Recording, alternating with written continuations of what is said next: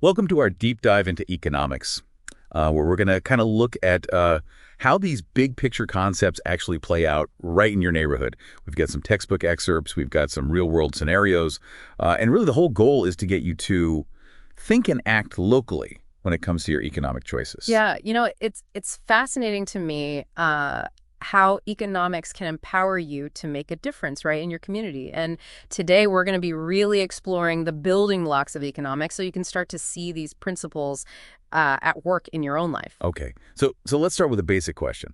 What does economics really study? Is it all about money and stock markets, or is there something a little bit more to it? Well, those are certainly parts of the economic landscape, but economics at its core is about understanding choices, really. It's about how individuals, businesses, and even entire societies make decisions in a world where resources are limited. So it's about more than just money. Absolutely. Economics goes beyond just dollars and cents. It's about understanding how we use our limited time, energy, and resources to achieve our goals.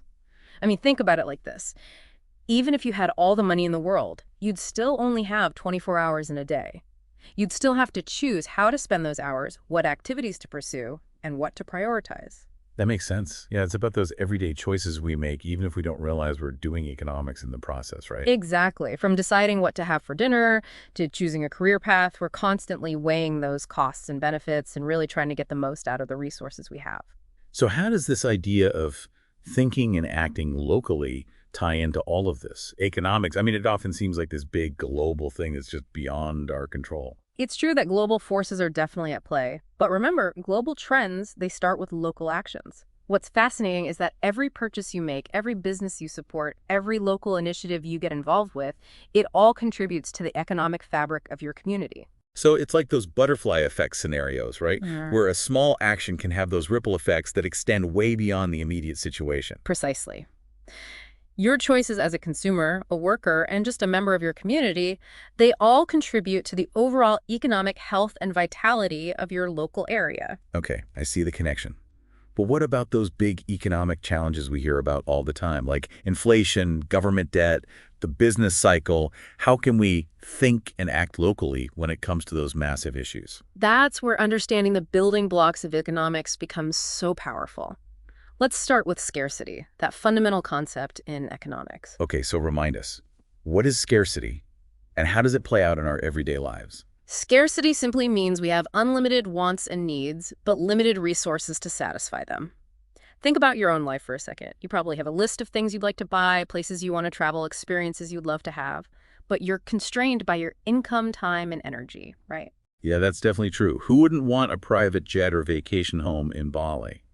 But my bank account and my vacation days say, no way. Exactly. And that's the essence of scarcity. Right. It forces us to make choices, to prioritize some wants over others, to make trade-offs, and to be mindful of how we allocate our resources. So how does this idea of scarcity play out locally?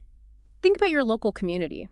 There are limited resources, land, labor, capital, and those resources, they have to be allocated somehow among all these competing uses. Your city council, for example, has to decide if they want to invest in a new park, a new school, or maybe improve public transportation. It's like that old saying, you can't have your cake and eat it too. There are always trade-offs. Exactly, and that's where economics comes in. It gives us a framework for understanding those trade-offs, making informed decisions and allocating resources in a way that ideally maximizes well-being. Okay, so scarcity forces us to make choices. And those choices, they have consequences for us personally and for the community as a whole. But how can we as individuals make better choices, particularly when we think locally? Well, this is where that concept of opportunity cost comes in. Every choice you make means you're foregoing something else. So let's say you spend your Saturday afternoon at the mall. The opportunity cost could be going for a hike in a local park or volunteering at a community garden. So it's not just about the money I spend, it's about what I'm not doing with my time and resources. Precisely. And when you start thinking about opportunity costs, you become more mindful of your choices. You might decide that supporting that new local bookstore is worth skipping that trip to the big chain store across town, for example. I see how that think local mindset starts to shift your priorities. But doesn't economics say that people are basically motivated by self-interest?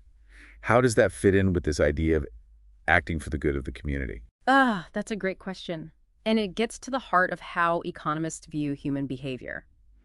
While we often act in our own self-interest, that doesn't mean we're solely driven by greed. In fact, our self-interest can often align with the well-being of others. Okay, I'm intrigued. How does that work? Think about a local farmer's market. The farmers are there selling their produce because they want to earn a living, right? That's in their self-interest. But by doing so, they're also providing fresh, healthy food to their community. They're supporting local agriculture. And they're reducing the environmental impact of transporting food from far away. So in a way, their self-interest is tied to the interests of the community. It's like a win-win situation. Exactly. And this is where that concept of voluntary exchange comes in. In a free market, people engage in these transactions because they believe they'll be better off as a result. The farmer gets to earn a living, the consumer gets that fresh local produce. So it's not a zero-sum game where one person wins and the other loses. Not at all. Trade, when it's voluntary and honest, creates value for both parties involved. And this is just as true at the local level. Okay, so I'm seeing how these economic principles, scarcity, opportunity cost, and voluntary exchange can inform our think and act locally mindset. But let's get specific. How can we as individuals apply these ideas to make a difference in our communities? One powerful way is to support local businesses. Every time you choose to shop at a local bookstore, dine at a locally owned restaurant, or buy produce from a local farmer, you're making a vote with your dollars. So it's like casting a ballot for the kind of community we want to live in. Exactly. By supporting local businesses, you're helping to create jobs, keep that money circulating within the community, and preserve that unique character and vitality of your neighborhood. It's like we're all investors in our own community's success. But what about those times when we just can't find everything we need locally? I mean, not every town has a microchip factory or a five-star hotel. That's where understanding those benefits of specialization and trade comes in. No individual, business, or community can produce absolutely everything they need or want. Yeah, it'd be pretty chaotic if everyone tried to grow their own food, build their own houses, and make their own clothes. Exactly. And then this is where specialization comes in. By focusing on what we're good at producing, we can increase efficiency, lower costs, and create a much wider variety of goods and services for everyone to enjoy. So it's like that old saying, jack of all trades, master of none.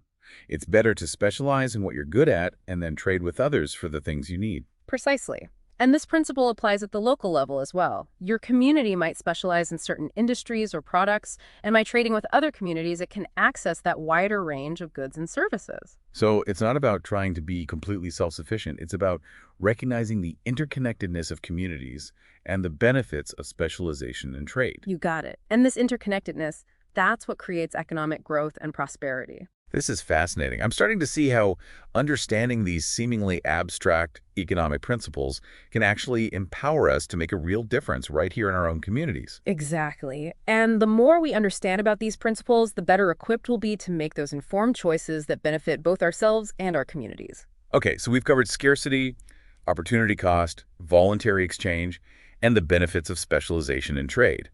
We've also talked about how these principles can inform our think and act locally mindset. But let's dive a bit deeper into the role of money in all of this. I mean, money seems to be like the lifeblood of any economy, but what exactly is it, and how does it work? Well, money, it acts as that medium of exchange. It makes it much easier to buy and sell goods and services than bartering. Can you imagine trying to trade your plumbing services for a haircut? It'd be a logistical nightmare. Yeah, I could see how that would get complicated pretty quickly. So money simplifies those transactions and makes it easier for people to specialize and trade with each other. Precisely. And this increased specialization leads to greater efficiency and productivity, which ultimately benefits everyone in the economy. So money is more than just those bills in our wallets or the numbers in our bank accounts. It's a tool that facilitates trade, specialization, and ultimately economic growth. Exactly. And it's particularly interesting to think about how money flows within a local economy. When you spend money at a local business, those dollars don't just disappear, they circulate within the community. They support jobs, generate income, and stimulate further economic activity. It's like that ripple effect we were talking about earlier. But how can we be more mindful of those ripples when it comes to our spending habits? One way is to think about where you're spending your money. Are you supporting local businesses whenever possible? Are you choosing products and services that are produced or manufactured locally?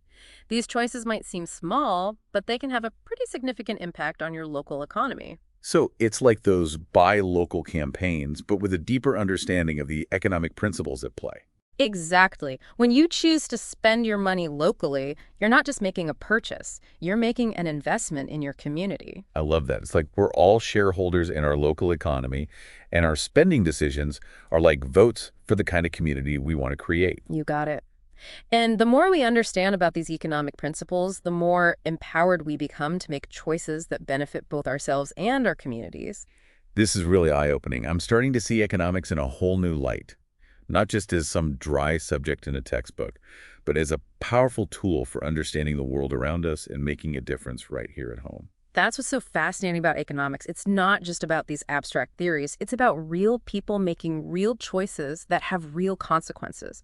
And when we understand those principles, we can make choices that create a more prosperous and fulfilling world for ourselves and our communities. Okay, so we've explored the basics of scarcity, opportunity cost, voluntary exchange, and the role of money.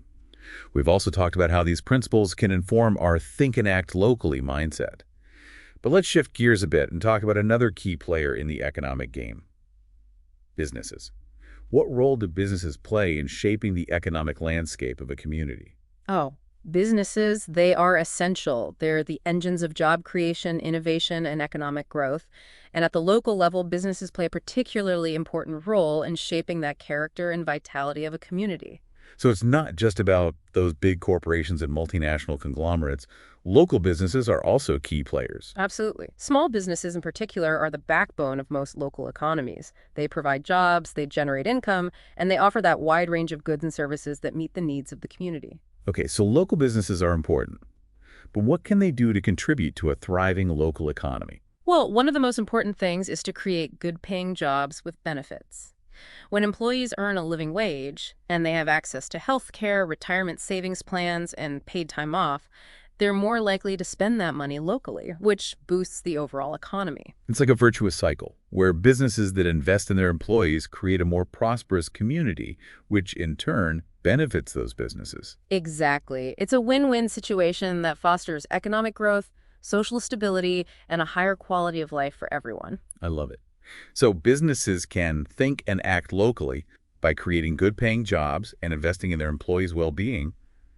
But what about supporting other local businesses? I mean, can't businesses just focus on their own success and let the chips fall where they may? That's a very short-sighted approach. When businesses support each other, it creates what we call a multiplier effect that benefits the entire community. Okay, explain that a bit more. How does this multiplier effect work? Let's say a local restaurant decides to source its ingredients from local farms and producers. This creates demand for those local businesses, which in turn supports their employees and suppliers. Those employees and suppliers then have more money to spend in the local economy, which creates a ripple effect that boosts businesses throughout the community. It's like that saying, a rising tide lifts all boats. When businesses support each other, the entire community benefits. Precisely. And this interconnectedness, that's what creates a truly thriving local economy.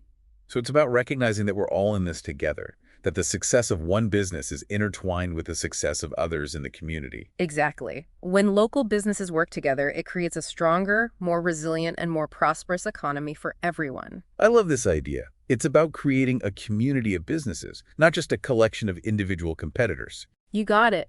And the sense of community, this is what makes thinking and acting locally so powerful. It's about recognizing that we're all part of something bigger than ourselves and that our individual choices and actions can make a real difference. This is so inspiring. I'm starting to see how economics, far from being this dry and abstract subject, can actually be a force for good, a tool for building stronger communities and creating a more prosperous and fulfilling world for everyone. That's what's so exciting about economics. It's not just about numbers and graphs. It's about people, choices, and the consequences of those choices. And when we understand those principles, we can make choices that create a more just, sustainable, and thriving world for ourselves and future generations. Okay, so we've explored the role of businesses in shaping the economic landscape of a community. But let's shift gears again and talk about another crucial player, the government. I mean, what role does government play in fostering a thriving local economy?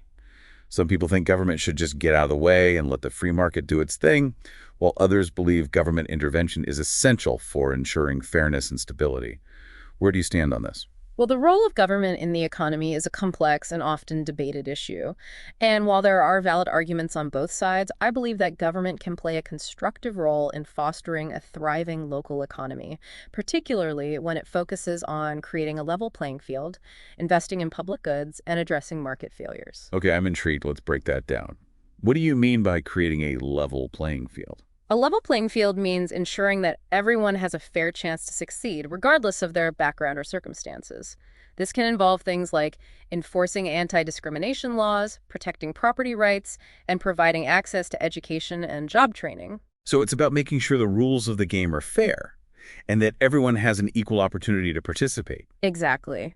When the government creates a level playing field, it fosters competition, innovation, and economic growth. Okay, that makes sense. But what about investing in public goods? What are public goods, and why is it the government's responsibility to provide them? Public goods are things that benefit everyone in society, but that are difficult or impossible to provide through the private market. Examples include things like national defense, public safety, clean air and water, and basic infrastructure like roads and bridges. I can see how it would be hard for a private company to profit from providing like national defense or clean air. But why is it the government's job to provide these things? Why can't individuals or communities just take care of themselves? That's a good question, and it gets to the heart of what we call market failures. Sometimes the free market doesn't allocate resources efficiently. It leads to underproduction or overproduction of certain goods and services. Yeah. Public goods are a classic example of this because they're what we call non-excludable, meaning it's really difficult to prevent people from benefiting from them even if they don't pay, and non-rivalrous, meaning one person's consumption doesn't diminish the availability for others. There's little incentive for those private companies to provide them. So if I build a road, everyone can use it, whether they contributed to the cost or not, and me using the road doesn't prevent you from using it as well. Exactly. And that's why the government often steps in to provide these public goods. They can collect taxes from everyone who benefits and ensure that these essential services are available for all. Okay, so the government plays a role in creating a level playing field and investing in those public goods. What about addressing market failures? What other kinds of market failures are there, and how can the government address them? Another common market failure is what we call externalities. Externalities are the costs or benefits of an economic activity that spill over onto third parties who are not directly involved in that transaction. Okay, can you give me an example of that? Pollution is a classic example of a negative externality. When a factory pollutes the air or water, it imposes costs on the surrounding community, right? Health problems, environmental damage, reduced property values. So the factory is benefiting from producing its goods, but is also imposing costs on others who aren't part of the transaction. Exactly. And this is where the government can step in to correct that market failure. It can impose regulations such as pollution limits or emissions taxes to internalize those costs and encourage the factory to reduce its pollution. So it's about making sure that the polluter pays for the damage they're causing. Precisely. And this is an important principle for ensuring a fair and sustainable economy. Okay, so we've talked about how the government can create a level playing field, invest in public goods, and address those market failures. But what about those who argue that government intervention is inherently inefficient and that the free market is always the best solution? How do you respond to those arguments? Well, while I believe in the power of markets, I also recognize that markets are not perfect. They can fail to allocate resources efficiently, and this can lead to problems like pollution, inequality, and economic instability. So it's not about government versus markets. It's about finding the right balance between the two. Exactly. The key is to find that sweet spot where government intervention is targeted, effective, and accountable. Okay, so it's about using the power of government wisely and judiciously to address those areas where the market falls short. Precisely. And this is particularly important at that local level where government policies and programs can have a direct impact on the lives of residents and the economic vitality of the community. Okay, so we've talked about the role of government in fostering a thriving local economy, but let's bring it back to our theme of think and act locally. What can we as individuals do to make a difference when it comes to government and the economy? One of the most important things is to stay informed and engaged in the political process.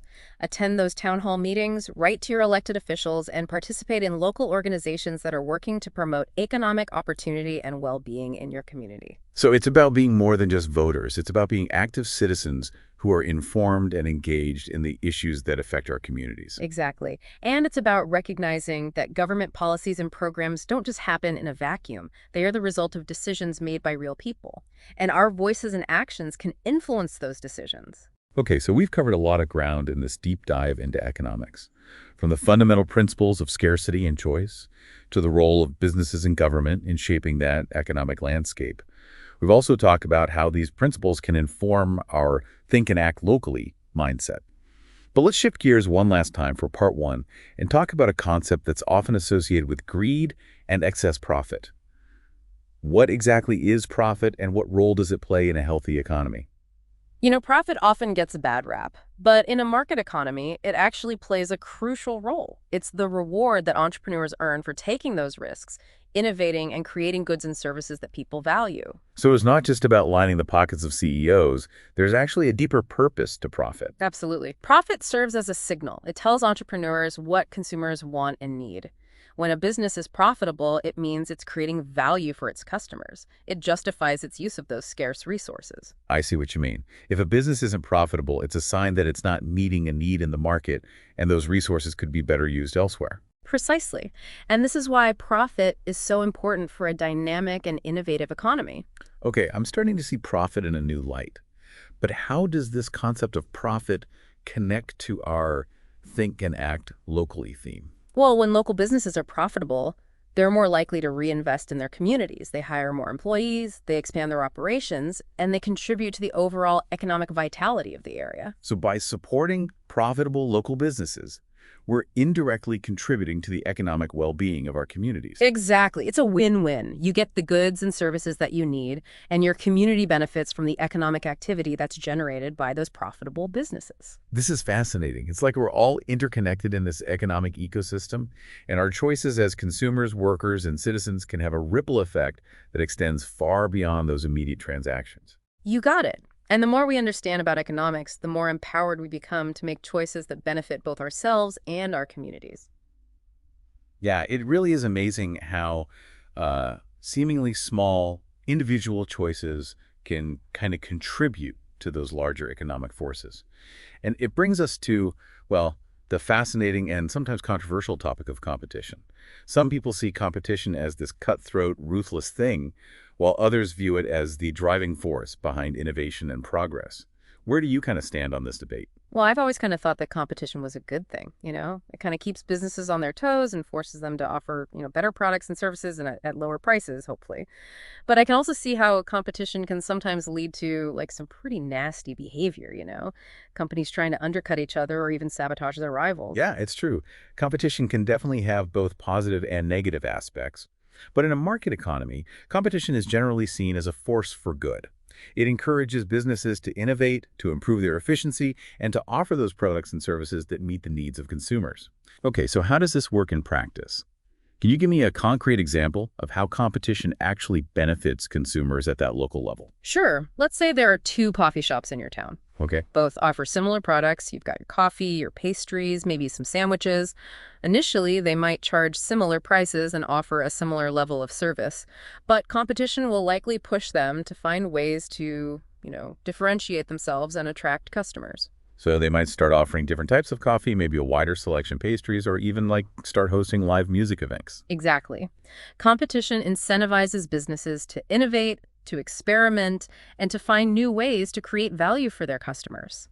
And this benefits those consumers by giving them more choices, better products, and often lower prices. So competition is like this invisible hand that guides businesses towards meeting the needs of consumers, even if those businesses are like primarily motivated by profit. You got it. And this is why economists generally view competition as a good thing. It creates a much more dynamic, efficient, and responsive marketplace. Okay, I'm starting to see the power of competition. But what about those downsides? I mean, competition can get pretty intense, even cutthroat at times. How do we ensure the competition doesn't devolve into something destructive? Yeah, that's where things get a bit more complex. While competition is generally beneficial, it's important to ensure that it's fair, and that businesses aren't engaging in unethical or illegal practices just to gain an advantage. So we need some rules of the game, some guardrails to prevent competition from spiraling out of control. Exactly. That's where government regulations and antitrust laws come in. These laws aim to prevent monopolies, price fixing, and other anti-competitive practices that harm consumers and stifle innovation. Okay, I see how that makes sense. But what about the role of consumers in all of this? I mean, we're the ones who ultimately decide which businesses succeed and which ones fail. How can we as consumers use our economic power to, promote healthy competition and support businesses that are doing things the right way? That's a great question. And it gets to the heart of what it means to think and act locally as a consumer. Your choices matter. Every purchase you make is a vote for the kind of businesses you want to see thrive in your community. So it's not just about finding the lowest price or the most convenient option. We should also consider, the ethics and practices of those businesses we support. Absolutely. When you choose to patronize businesses that are committed to things like fair labor practices, environmental sustainability, and ethical sourcing, you're sending a powerful signal. You're telling those businesses that you value their approach and you're willing to support them with your dollars. It's like we're casting a ballot with our wallets, voting for the kind of economic ecosystem we want to create. Exactly. And this consumer activism can have this ripple effect, encouraging other businesses to adopt more ethical and sustainable practices as well. So competition can be this powerful force for good, but it needs to be guided by ethical principles and those informed consumer choices. It's about creating an environment where businesses compete on the basis of quality, innovation, and value, not on who can cut the most corners or exploit the most workers. You got it. And this is where that idea of thinking and acting locally becomes so important. It's about recognizing that our choices as consumers, they have consequences. And we can actually use our economic power to shape the kind of community we want to live in. This is really empowering. I'm starting to see how understanding economics can help us not only navigate those complexities of the marketplace, but also make choices that align with our values and contribute to a more just and sustainable world. That's the beauty of economics. It's not just about money and markets. It's about people, choices, and the impact those choices have on our lives and the lives of those around us. Okay, so we've talked about competition and the role of consumers in shaping that marketplace. But let's zoom out a bit and talk about another key concept in economics: productivity. We hear a lot about productivity, particularly in the context of economic growth. But what exactly is productivity, and why is it so important? Productivity is essentially, it's a measure of how efficiently we use our resources to produce goods and services. The more output we can generate from a given amount of input, the more productive we are. So it's like getting more bang for our buck, squeezing more value out of those resources we have available. Exactly. And productivity is a key driver of economic growth and prosperity. When we become more productive, we can produce more goods and services with that same amount of resources, meaning we can consume more, invest more, and raise our standard of living. Okay, so productivity is important.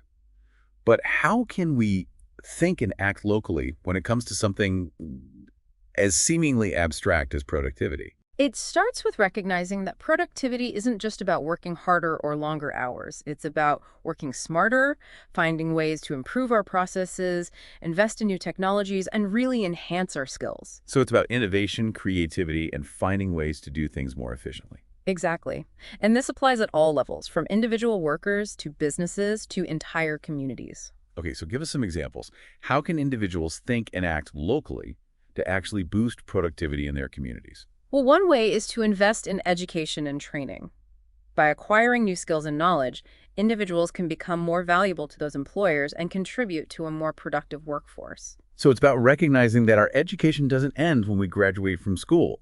It's this ongoing process of lifelong learning and skill development. Precisely, and this applies to everyone, regardless of their age or career stage. Okay, so education and training are key. What about businesses? How can they think and act locally to enhance productivity? Well, businesses can invest in new technologies and equipment that automate those tasks, streamline their processes, and increase their efficiency. But wouldn't that lead to job losses?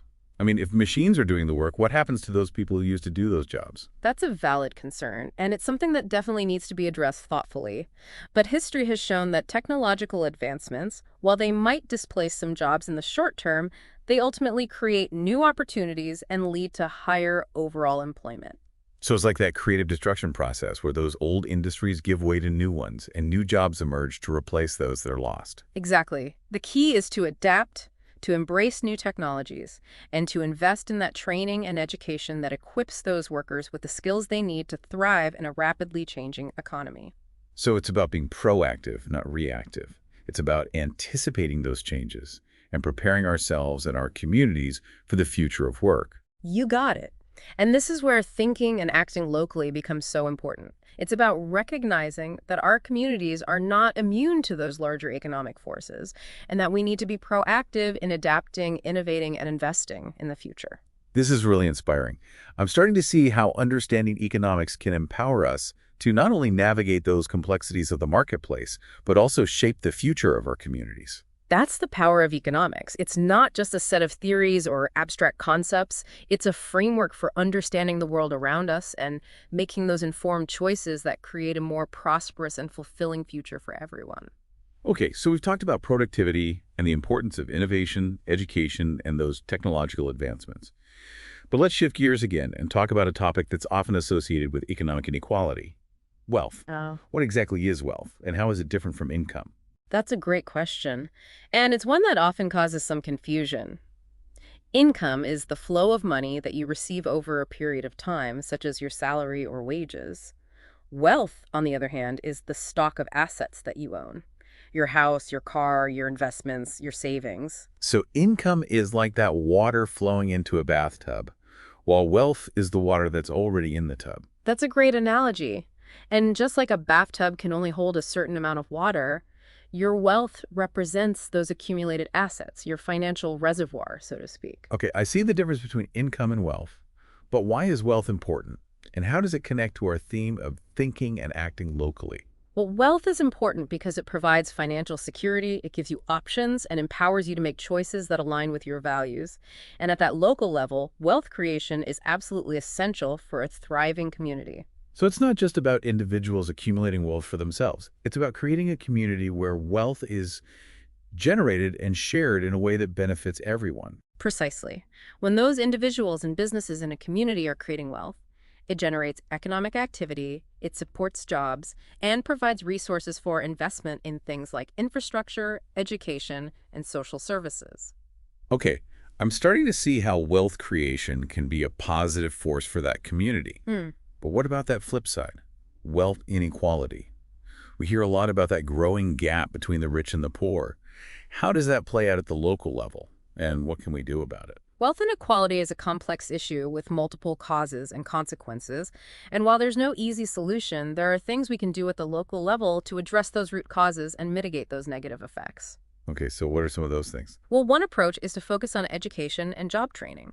By providing everyone with the opportunity to acquire the skills and knowledge they need to succeed in that modern economy, we can create a more level playing field and reduce those income and wealth disparities. So it's about investing in human capital, ensuring that everyone has the tools they need to thrive in the 21st century economy.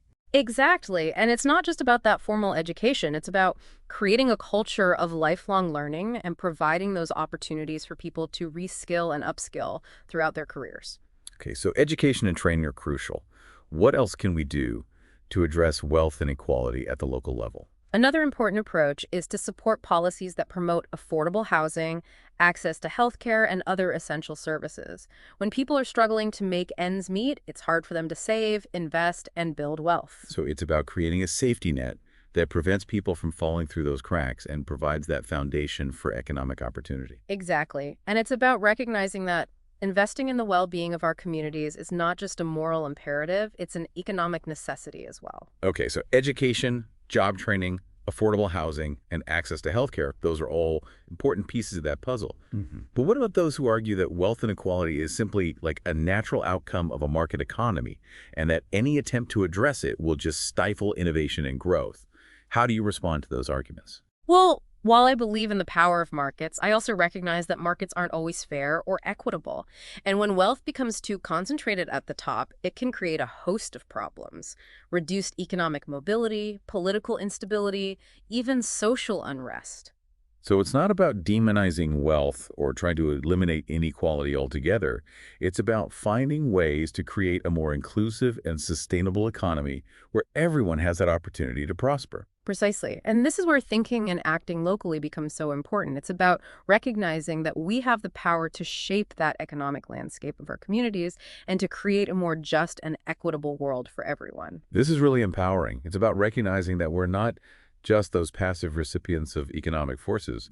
We're active participants who can shape those forces to create the kind of world we want to live in. Exactly. And that's the beauty of economics. It's not just a set of theories or abstract concepts. It's a framework for understanding the world around us and making informed choices that create a more just, sustainable, and thriving world for ourselves and future generations. Okay, so we've explored the concepts of wealth and wealth inequality, and we've talked about how we can think and act locally to address these issues. But let's dive into a topic that's on everyone's mind these days: inflation.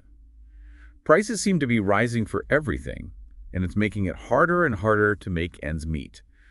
What exactly is inflation, and what can we do about it? Well, inflation is a general increase in the prices of those goods and services in an economy over a period of time. When the price level rises, each unit of currency buys fewer goods and services. Consequently, inflation reflects a reduction in the purchasing power per unit of money, a loss of real value in the medium of exchange and unit of account within the economy. So it's not just that things are getting more expensive, it's that our money is buying less. Exactly. Imagine if you could buy a loaf of bread for $1 last year, but now it costs $2. Your dollar is now worth half as much in terms of its ability to buy bread. That makes sense. It's like our money is shrinking. But what causes inflation in the first place? Is it just greedy businesses raising prices? While businesses can raise prices, that's not the root cause of inflation. It's a bit more nuanced than that. One of the primary drivers of inflation is an increase in the money supply. When there's more money circulating in the economy, but the amount of goods and services remains relatively constant, it can lead to higher prices. So it's like too much money chasing too few goods. Exactly. It's that classic case of supply and demand.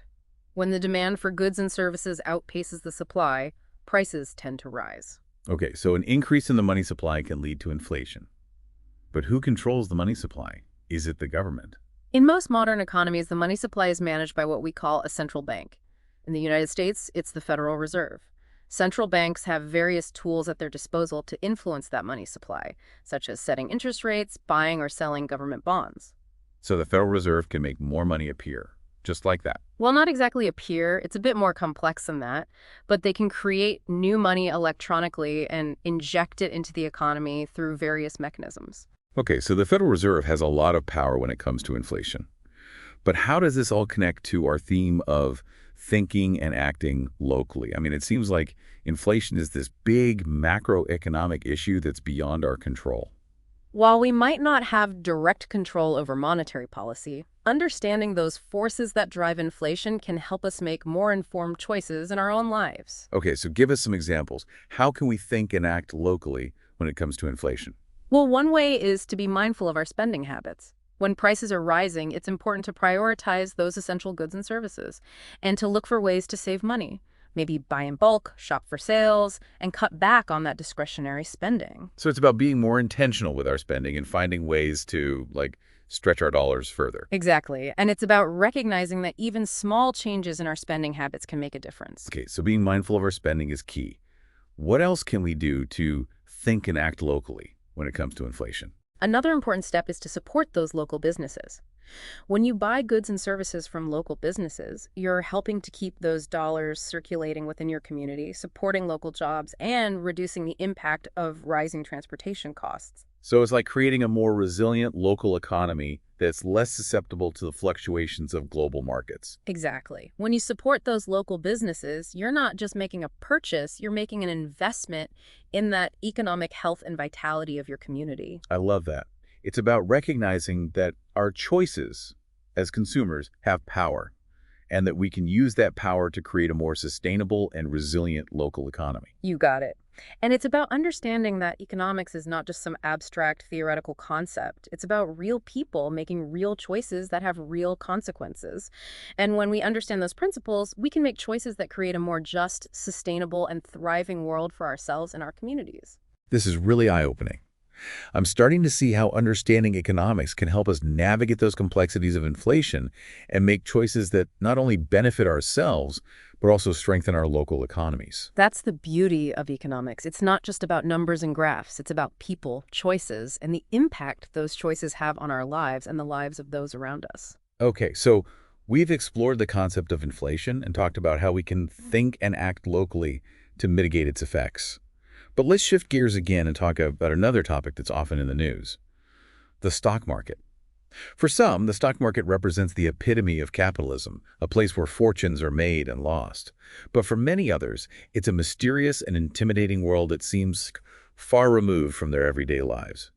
So what exactly is the stock market, and how does it impact us at the local level? Well, the stock market is essentially a marketplace where buyers and sellers come together to trade shares of ownership in publicly traded companies. These shares, also known as stocks or equities, they represent a portion of ownership in a company. So when you buy a share of stock, you're buying a tiny piece of that company. Exactly. And as a shareholder, you have the potential to profit from the company's success. If the company performs well and its stock price goes up, you can sell your shares for a profit. Okay, so the stock market is a place where people buy and sell pieces of companies, hoping to make money. But how does this impact the economy, particularly at the local level? The stock market plays this crucial role in facilitating that flow of capital, which is essential for economic growth. When companies issue stock, they're essentially raising money from investors that they can use to expand their operations, hire more employees, invest in research and development, and ultimately grow their businesses. So it's like a giant crowdfunding platform, but for businesses. That's a great analogy. Hmm. And this flow of capital fueled by that stock market can have a pretty significant impact on local economies. When businesses grow and expand, they create jobs, generate income, and stimulate that economic activity in those communities where they operate. Okay, I'm starting to see how the stock market can be this positive force for those local economies. But what about the flip side, the risks associated with that stock market? We hear those stories about people losing their life savings in stock market crashes. How can we think and act locally when it comes to something as volatile and potentially risky as the stock market? Well, it's true that the stock market can be volatile, and there are inherent risks involved in investing. However, there are also ways to mitigate those risks and make informed decisions that align with your financial goals and risk tolerance. Okay, so give us some tips. How can we think and act locally when it comes to the stock market? One important principle is diversification. Don't put all your eggs in one basket. Spread your investments across different asset classes, such as stocks, bonds, real estate, and commodities. So it's like that old saying, don't bet the farm on one horse. It's about spreading your risk to create a more stable and resilient portfolio. Exactly. And this principle of diversification can also be applied at that local level. Okay, I'm intrigued. How so? When you invest in a diversified portfolio that includes local businesses, real estate, and other community-based assets, you're not just seeking those financial returns, you're also contributing to that economic stability and growth of your area. So it's like being a locavore, but for investments. Instead of just investing in those big multinational corporations, we can also invest in our own communities. Exactly. And this approach can be particularly rewarding, both financially and personally. Okay, I'm starting to see how the stock market, even though it might seem like this distant, abstract thing, can actually have a real impact on our local economies and our own financial well-being. You got it. And it all comes back to this idea of thinking and acting locally. It's about recognizing that our choices as investors, consumers, workers, and citizens have consequences, and that we can use our economic power to shape the kind of world we want to live in. This is really inspiring. I'm starting to see how understanding economics can empower us to not only navigate those complexities of the marketplace, but also make choices that align with our values and contribute to a more just and sustainable world. That's what's so exciting about economics. It's not just about money and markets. It's about people, choices, and the impact those choices have on our lives and the lives of those around us. Okay, so we've explored that stock market and talked about how we can think and act locally when it comes to our investment decisions. But let's shift gears again and talk about a concept that often generates those heated debates: government intervention in the economy. Some people believe the government should play a minimal role, while others argue that government intervention is essential for ensuring fairness, stability, and economic opportunity. What's your take on this debate? Well, the role of government in the economy is a complex issue with no easy answers.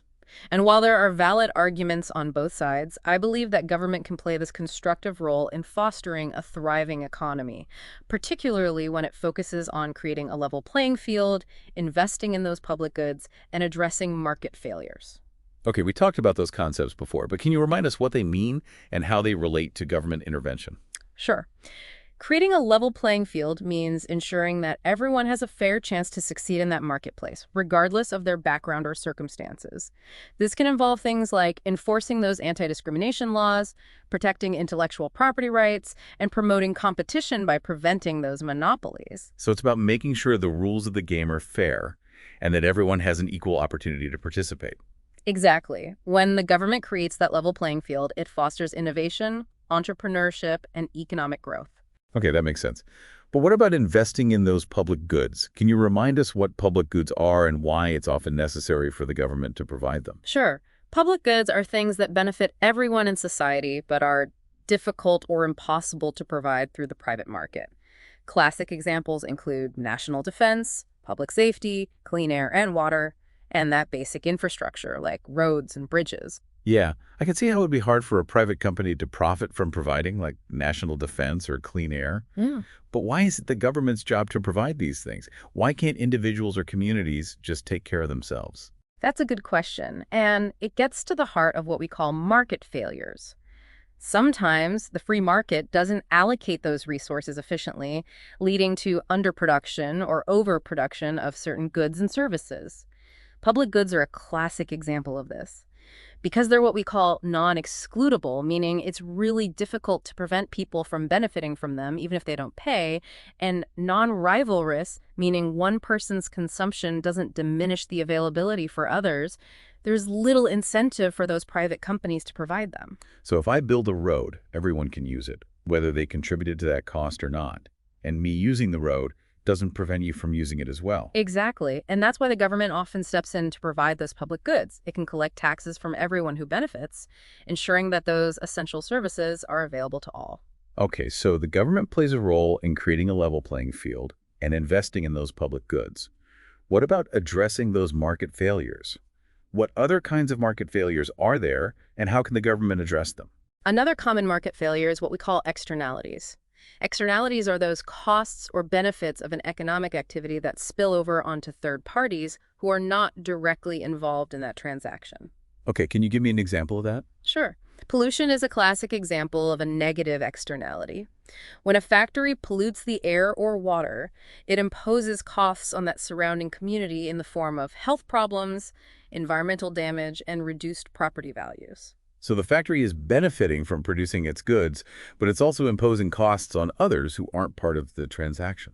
Exactly. And this is where the government can step in to correct that market failure.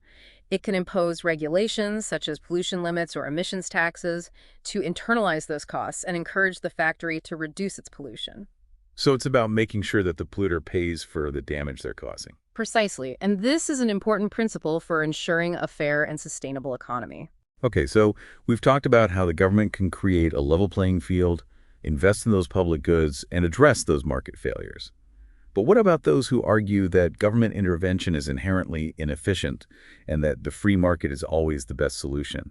How do you respond to those arguments? Well, while I believe in the power of markets, I also recognize that markets are not perfect. They can fail to allocate resources efficiently, leading to problems like pollution, inequality, and economic instability. So it's not about government versus markets. It's about finding that right balance between the two. Exactly. The key is to find that sweet spot where government intervention is targeted, effective, and accountable. Okay, so it's about using the power of government wisely and judiciously to address those areas where the market falls short. Precisely. And this is particularly important at that local level, where government policies and programs can have a direct impact on the lives of those residents and that economic vitality of the community. Okay, so we've talked about that role of government in fostering a thriving local economy. But let's bring it back to our theme of think and act locally. What can we as individuals do to make a difference when it comes to government and the economy? One of the most important things is to stay informed and engaged in the political process. Attend those town hall meetings, write to your elected officials, and participate in local organizations that are working to promote economic opportunity and well-being in your community. So it's about being more than just voters. It's about being those active citizens who are informed and engaged in the issues that affect our community. Exactly. And it's about recognizing that government policies and programs don't just happen in a vacuum. They are the result of decisions made by real people, and our voices and actions can influence those decisions. Okay, so we've covered a lot of ground in this deep dive into economics, from those fundamental principles of scarcity and choice to the role of businesses and government in shaping that economic landscape. We've also talked about how these principles can inform our think and act locally mindset. But let's shift gears and explore the fascinating and often controversial world of international trade. International trade, despite those heated debates it sparks, it boils down to the same principles we've been discussing. People engaging in voluntary exchange to benefit themselves. It's just happening on a larger scale across national borders. So instead of me trading, like, my homemade cookies for your gardening skills, we're talking about countries trading their specialized goods and services. Exactly. One country might have an abundance of natural resources, another might excel in manufacturing, while another might specialize in technological innovation. By trading with each other, each country can access a wider range of goods and services than they could produce on their own. Okay, that makes sense. But we often hear those arguments against international trade, particularly concerns about job losses and unfair competition. How do those arguments fit into this picture of, like, mutually beneficial exchange? Those concerns are valid and important to address. However, the economic reality is that trade, when done freely and fairly, can actually lead to more jobs and greater prosperity for all involved. Really? How does that work? It seems counterintuitive that opening ourselves up to competition from other countries would actually lead to more jobs here at home. It's all about specialization and comparative advantage. When countries focus on producing the goods and services that they're most efficient at, they can produce more overall. This increased production leads to lower prices for consumers and greater efficiency in that global economy. So it's like that coffee shop example we talked about, but on a global scale. Each country finds its niche and becomes really good at producing certain things, and then everyone benefits from trading with each other. Exactly. And those lower prices and increased efficiency can actually lead to more jobs and higher incomes, even in countries that might initially lose jobs in certain industries. Okay, I'm intrigued. How does that work in practice? Can you give me a concrete example of how trade can lead to more jobs, even if some jobs are initially lost? Sure. Let's say a country specializes in manufacturing clothing. They become very efficient at producing high-quality clothing at low prices. Now they start trading with another country that specializes in producing electronics. So the clothing-producing country can now buy those affordable electronics, and the electronics-producing country can buy affordable clothing. Exactly. And this trade can lead to several positive outcomes. First, consumers in both countries benefit from those lower prices and greater variety. Second, that increased demand for clothing and electronics can lead to job growth in both countries, even if some jobs are initially lost in industries that are less competitive. Okay, so trade can lead to lower prices, greater variety, and ultimately more jobs. But what about the argument that trade can be unfair, particularly when some countries have lower labor or environmental standards? How do we ensure that trade is conducted in a way that's both beneficial and ethical? That's a crucial question. And it brings us to the importance of what we call fair trade practices. This involves ensuring that trade agreements include provisions that protect workers' rights, promote environmental sustainability, and prevent exploitation. So it's not just about free trade, it's about fair trade. Exactly. It's about creating this global trading system that benefits everyone, not just those at the top.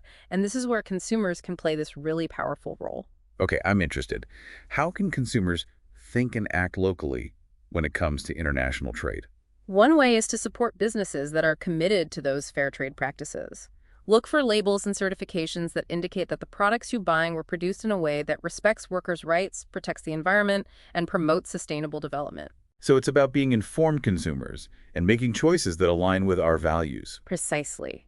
Every purchase we make is a vote for the kind of world we want to live in, and by supporting those fair trade practices, we can contribute to a more just and sustainable global economy. Okay, I'm starting to see how international trade, even though it might seem like this distant global issue, actually connects to our everyday choices and our think and act locally mindset. You got it. It's all about recognizing that we're part of this global economy and that our choices as consumers have ripple effects that extend far beyond our local communities. Okay, so we've explored those basics of international trade and the importance of fair trade practices. But let's shift gears one last time and talk about a concept that often generates a lot of fear and uncertainty: economic downturns. Those periods of recession or depression that can lead to those job losses, business failures, and widespread hardship. What causes these economic downturns, and what can we do to prepare for them and mitigate their impact? Well, economic downturns are kind of a natural part of what we call the business cycle, the cyclical fluctuations in economic activity that characterize most modern economies. So it's like the economy has its own seasons, with periods of growth and expansion, followed by those periods of contraction and recession. That's a great analogy. And just like we prepare for the changing seasons by adjusting our clothing and activities, we can also prepare for those economic downturns by taking steps to strengthen our financial resilience and mitigate that potential impact on ourselves and our communities. Okay, so give us some tips. How can we think and act locally when it comes to those economic downturns? Well, one of the most important things is to manage our personal finances responsibly, right? This means living within our means, avoiding excessive debt, and building up that emergency fund that can cover several months of living expenses in case of job loss or those unexpected expenses. So it's about being financially prepared for those rainy days, knowing that economic storms can happen unexpectedly. Exactly. And it's not just about individual preparedness. We can also think and act locally by supporting policies and programs that strengthen that social safety net. Things like unemployment insurance, food assistance, and affordable health care. So it's about creating a more resilient community where people have access to those resources they need to weather those economic storms. Precisely. And it's about recognizing that we're all in this together. When our neighbors are struggling, it affects us all. This is really eye-opening. I'm starting to see how understanding economics can empower us to not only navigate those complexities of the marketplace, but also build stronger, more resilient communities that can weather those inevitable economic downturns. That's the power of economics. It's not just a set of theories or abstract concepts. It's about understanding those forces that shape our world and using that knowledge to make those informed choices that benefit both ourselves and our communities. Okay, so we've talked about those economic downturns and the importance of financial resilience. But let's shift gears one last time and explore a concept that's often seen as the key to long-term economic growth and prosperity: innovation. What exactly is innovation, and how does it play out at that local level? Innovation is the process of creating something new and valuable, whether it's a product, a service, a process, or even a new way of thinking. And at that local level, innovation is essential for driving economic growth, creating jobs, and improving our quality of life. So it's not just about those big tech companies in Silicon Valley coming up with, like, the next iPhone or self-driving car. Innovation can happen anywhere and in any industry. Absolutely. Innovation can happen in the smallest of towns and in the most traditional of industries. It's about finding new and better ways to do things, solving problems, and creating value for those customers. Okay, so innovation is important. But how can we think and act locally when it comes to something as seemingly elusive as innovation? I mean, it's not like there's a magic formula for coming up with brilliant new ideas. Yeah, while there's no magic formula, there are certain things we can do to kind of foster an environment that encourages innovation at the local level. One is to support a culture of entrepreneurship. This means creating a supportive ecosystem for those startups and small businesses, providing access to capital, mentorship, and resources that help them grow and thrive. So it's about creating a fertile ground where those entrepreneurial seeds can be planted and flourish. Exactly. And it's about celebrating risk-taking and embracing failure as that learning opportunity. I love that. It's about creating a community where it's okay to try new things, to experiment, and to learn from our mistakes. You got it. And this culture of entrepreneurship can be incredibly powerful for driving innovation at the local level. Okay, so supporting entrepreneurship is key. What else can we do to think and act locally when it comes to innovation? Another important step is to invest in education, particularly in those STEM fields: science, technology, engineering, and math.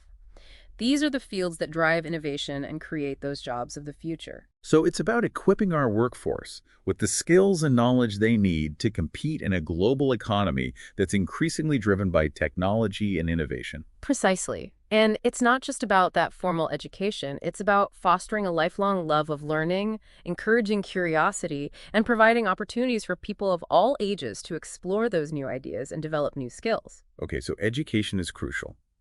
What else can we do to foster innovation at the local level? Another important step is to create spaces and opportunities for collaboration and knowledge sharing. This can involve things like supporting local makerspaces, incubators, and those co-working spaces that bring together those entrepreneurs, creatives, and innovators from different backgrounds and disciplines. So it's about creating those serendipitous encounters where people can cross-pollinate ideas and inspire each other. Exactly. Innovation often happens at the intersection of different disciplines and perspectives. And when we create those spaces where those connections can happen organically, we increase the likelihood of those aha moments that lead to those breakthroughs. I love that. It's about creating this vibrant ecosystem where innovation can flourish. You got it. And this ecosystem can be incredibly powerful for driving economic growth, creating jobs, and improving our quality of life at that local level. This is so inspiring. I'm starting to see how understanding economics can empower us to not only navigate those complexities of the marketplace, but also shape the future of our communities through innovation. But as we wrap up our deep dive, I have one final question. We've talked about a lot of economic concepts and principles, but what's that one big takeaway message you want our listeners to remember? That economics is not just some abstract academic subject. It's a framework for understanding the world around us, for making those informed choices, and for creating a more prosperous, just, and sustainable world for ourselves and future generations. And it all starts right here, right now, with the choices we make in our own communities. What a powerful message. It's about recognizing that we're not just passive recipients of economic forces, but those active participants who can shape those forces to create the kind of world we want to live in. Exactly. And it's about remembering that economics is ultimately about human well-being. It's about using our knowledge, our creativity, and our collective action to build a world where everyone has that opportunity to thrive. Well, that's all the time we have for today's deep dive. Thanks for joining us. It's been a pleasure. And remember, folks, the power to shape our economic future lies within each of us. So go out there and think and act locally. And together, let's create a more just, sustainable, and prosperous world for everyone. Until next time, happy economizing.